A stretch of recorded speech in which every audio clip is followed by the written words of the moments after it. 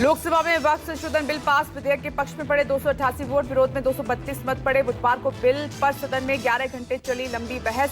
सत्ता पक्ष और विपक्ष के बीच हुई तीखी तकरार।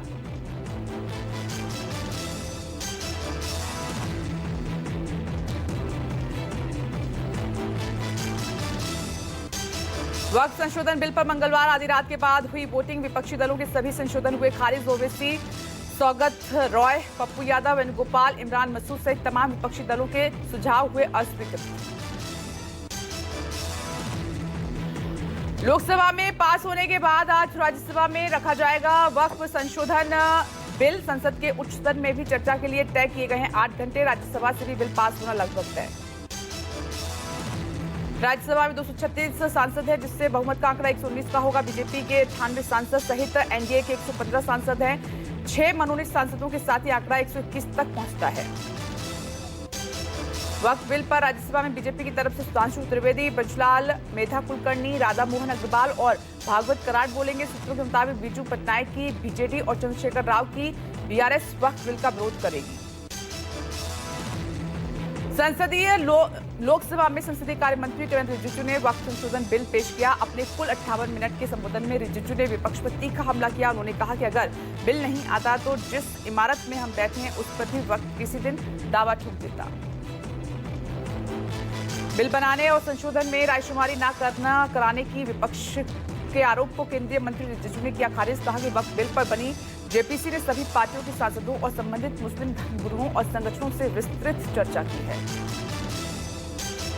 लोकसभा में वक्फ संशोधन बिल पर चर्चा के दौरान केंद्रीय गृह मंत्री अमित शाह दिखे आक्रामक। शाह ने विपक्ष पर बिल को लेकर भ्रम फैलाने का लगाया आरोप। केंद्रीय मंत्री ने दो टूक कहा कि संसद के कानून को हर किसी को मानना होगा।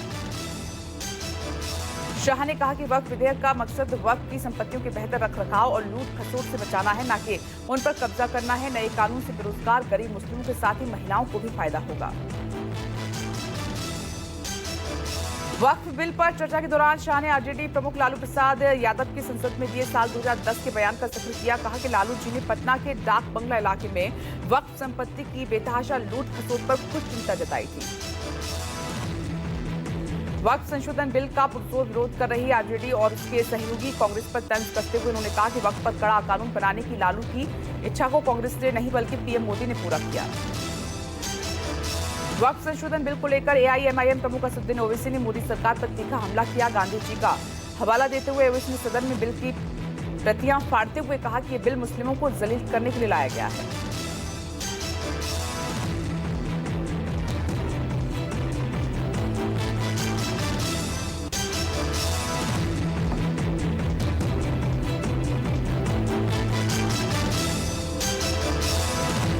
वक्फ बिल को अनुच्छेद 25 में मिले धार्मिक स्वतंत्रता का उल्लंघन बताया है। ओवैसी ने तंज कसते हुए कहा कि प्राचीन मंदिरों की तो हिफाजत होगी लेकिन मस्जिदों की नहीं।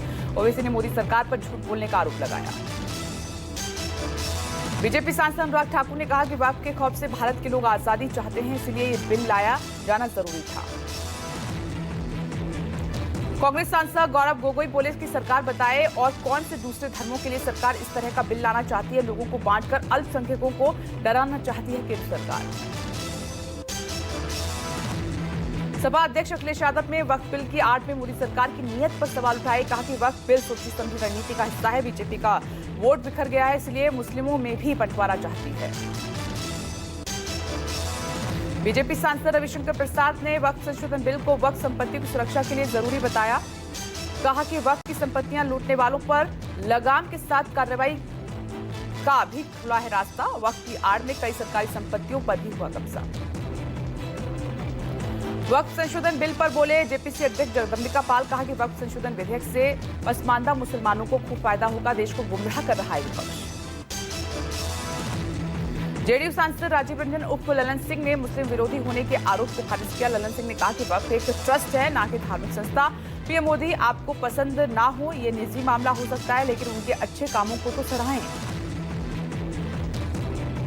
वक्फ संशोधन बिल को सपा सांसद राम गोपाल यादव ने बताया तानाशाही और असंवैधानिक। वक्फ बिल में बदलाव को राम गोपाल ने बेमतलब और एक तरफा बताया है।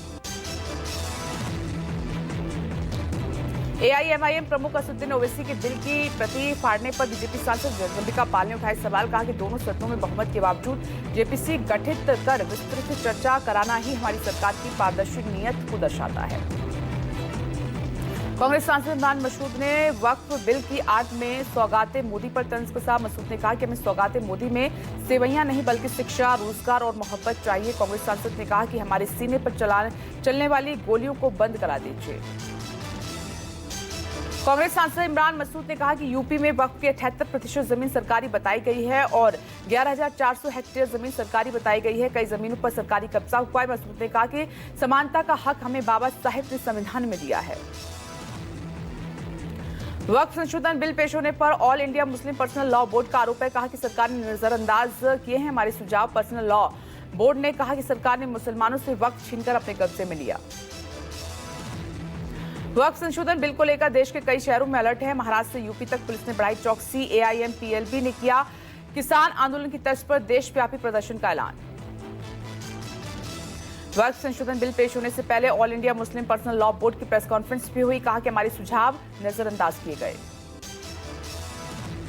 All India Muslim personal law board ने कहा कि अब वक्फ सरकार के कब्जे में है और मुसलमानों से हक छीन लिया गया है।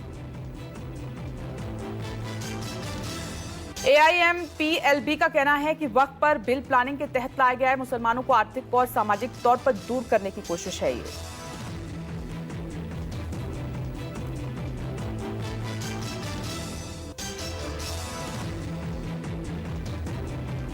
प्रधानमंत्री नरेंद्र मोदी का आज से 4 दिवसीय थाईलैंड और श्रीलंका का दौरा रहेगा। पीएम मोदी बैंकॉक में आयोजित छठे बिम्स्टेक शिखर सम्मेलन में शिरकत करेंगे। थाई पीएम शिनावात्रा के साथ प्रधानमंत्री की द्विपक्षीय वार्ता होगी। थाईलैंड के बाद 4 अप्रैल को पीएम मोदी श्रीलंका राष्ट्रपति अनुराग कुमारा दिसानायके के निमंत्रण पर कोलंबो पहुंचेंगे। श्रीलंकाई राष्ट्रपति के साथ पीएम की द्विपक्षीय वार्ता। भारत की मदद से बने अनुराधापुर परियोजना का करेंगे उद्घाटन। दिल्ली में कांग्रेस जिला अध्यक्षों के साथ पार्टी अध्यक्ष खड़गे और राहुल गांधी की आज तीसरी मुलाकात। इंदिरा भवन में देश भर के 700 पार्टी जिला अध्यक्षों से संवाद। राष्ट्रीय स्तर पर सांगठनिक मजबूती के तौर पर जिला अध्यक्षों के साथ बैठक का आज तीसरा और अंतिम चरण है। गुजरात के जामनगर में बुधवार को एयरफोर्स का लड़ाकू विमान जगवार क्रैश हो गया। हादसे में एक पायलट की मौत हो गई, दूसरा गंभीर रूप से जख्मी है। प्रशिक्षण के दौरान जामनगर से 12 किलोमीटर दूर सुवरदा गांव में रात 9:30 बजे यह हादसा हुआ है। इलाहाबाद हाई कोर्ट में आज मथुरा के श्री कृष्ण जन्मभूमि ईदगाह विवाद में सुनवाई है। हिंदू पक्ष की दाखिल 2 अंतरिम याचिकाओं की होनी है सुनवाई। 13.37 एकड़ के विवादित परिसर में मौजूद 2.5 एकड़ में बनी ईदगाह को विवादित ढांचा घोषित करने की मांग है। सुप्रीम कोर्ट में पश्चिम बंगाल शिक्षक भर्ती घोटाले पर कोलकाता हाई कोर्ट के फैसले के खिलाफ दायर याचिका पर सुनवाई है। कोर्ट के फैसले को ममता बनर्जी सरकार ने दी है चुनौती। हाई कोर्ट ने 25,000 टीचर और कर्मचारियों को नौकरी रद्द करने का दिया था आदेश। सुप्रीम कोर्ट में पूरे देश में पटाखों पर बैन लगाने की याचिका पर सुनवाई। इसी याचिका पर सुनवाई करते हुए कोर्ट ने ग्रीन पटाखों का आदेश दिया था। साथ ही बड़ों में भी आतिशबाजी के बढ़ रहे रुझान पर चिंता जताई थी। राजधानी दिल्ली के साथ एनसीआर में फिर खराब होने लगी है आबो हवा। AQI 200 के पार पहुंचने के बाद लागू हुआ ग्रेड 1 और होटलों रेस्तरां में कोयला और लकड़ी के इस्तेमाल पर रोक है। निर्माण कार्य में धूल नियंत्रण यंत्र का इस्तेमाल हुआ जरूरी। आरजेडी प्रमुख लालू प्रसाद यादव की तबीयत बिगड़ने के बाद दिल्ली एम्स एडमिट कराया गया है। उनको बुधवार को पटना से एयरलिफ्ट कर लाया गया दिल्ली। पल्स और बीपी लो होने पर पटना के पारस हॉस्पिटल में पहले ले गए थे। पिछले कुछ दिनों से कंधे और हाथ के जख्म से परेशान थे लालू प्रसाद यादव। कर्नाटक में सिद्धरमैया सरकार की नीतियों के खिलाफ बुधवार को बीजेपी ने किया राज्यव्यापी विरोध प्रदर्शन। जरूरी सामानों की कीमतों में बढ़ोतरी को लेकर नाराजगी प्रदर्शन में पार्टी के सभी कद्दावर नेता हुए शामिल। कांग्रेस के राष्ट्रीय अध्यक्ष मल्लिकार्जुन खड़गे और कर्नाटक के मुख्यमंत्री सिद्धरमैया दिल्ली में नए कर्नाटक भवन का उद्घाटन करने पहुंचे। छत्तीसगढ़ सरकार ने नक्सलियों की सशर्त युद्ध विराम की पेशकश को ठुकराया। राज्य के डिप्टी सीएम विजय शर्मा ने कहा कि हर माध्यम से हम बातचीत को तैयार हैं, लेकिन कोई शर्त नहीं रख सकते। सुरक्षा बलों के ऑपरेशन से नक्सलियों के हौसले टूटने लगे हैं। यूपी सीएम योगी का आज प्रयागराज और वाराणसी का दौरा है। प्रयागराज में निषाद जयंती समारोह और निषाद पार्टी के राष्ट्रीय अधिवेशन के समाप्ति सत्र को करेंगे संबोधित। वाराणसी में काश्मीरी गंज गुरुधाम में बनने वाले राम मंदिर का करेंगे शिलान्यास। अररिया में जमीनी विवाद में हुई बमबाजी, 3 जिंदा बम बरामद होने से मचा हड़कंप। पुलिस ने बम को डिफ्यूज किया।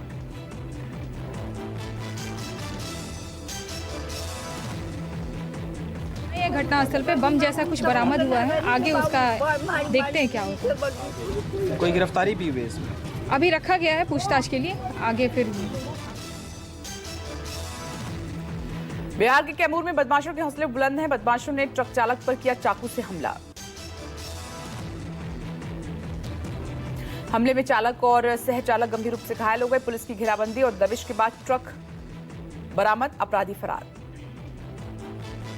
बिहार के भागलपुर में प्रेमी प्रेमिका ने की आत्महत्या। बंद कमरे में मिले प्रेमी प्रेमिका के शव फंदे से लटका मिला। प्रेमी प्रेमिका दोनों के शव शादी के खिलाफ थे परिजन। गाजियाबाद के सेवियर सोसाइटी के 5वें फ्लोर पर लगी भीषण आग लगने से मचा वहां पर अफरा तफरी का माहौल बना। फायर ब्रिगेड की टीम ने मौके पर पहुंचकर आग पर काबू पाया।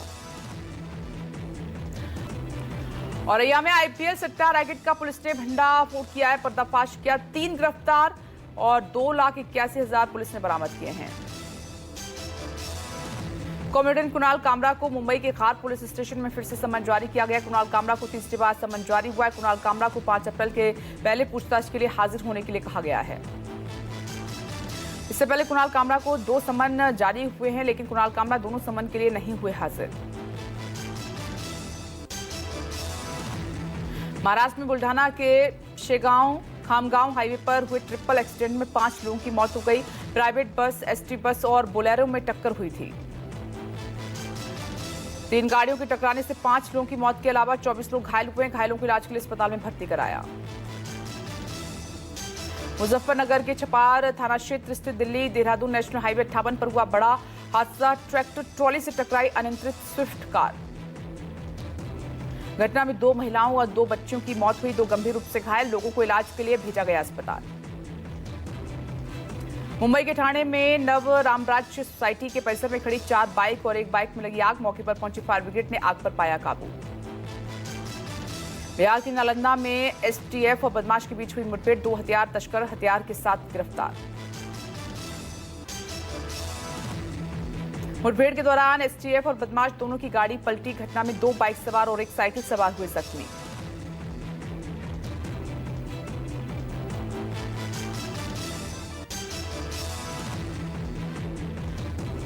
अमेरिका ने भारत पर लगाया 26% रेसिप्रोकल टैरिफ। राष्ट्रपति डोनाल्ड ट्रंप ने बुधवार को व्यापारिक साझेदार देशों के लिए जवाबी आयात शुल्क का किया ऐलान।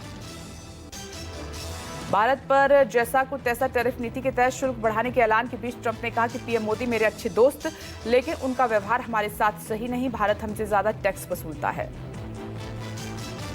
नए टैरिफ के ऐलान को ट्रंप प्रशासन अमेरिका के लिए आर्थिक आजादी बता रहा है। राष्ट्रपति ट्रंप का मानना है कि हमारे साझेदार देशों ने अपना सामान हमारे यहां पर बेचा, लेकिन अपने बाजारों में अमेरिकी उत्पाद पर रोक लगाई या बहुत ज्यादा टैक्स वसूला। अमेरिकी राष्ट्रपति ट्रंप ने विदेशों में बने ऑटोमोबाइल्स पर बीती रात से 25% आयात शुल्क लगाने का ऐलान किया। टैरिफ में छूट के लिए अमेरिका में ही बनाने होंगे उत्पाद।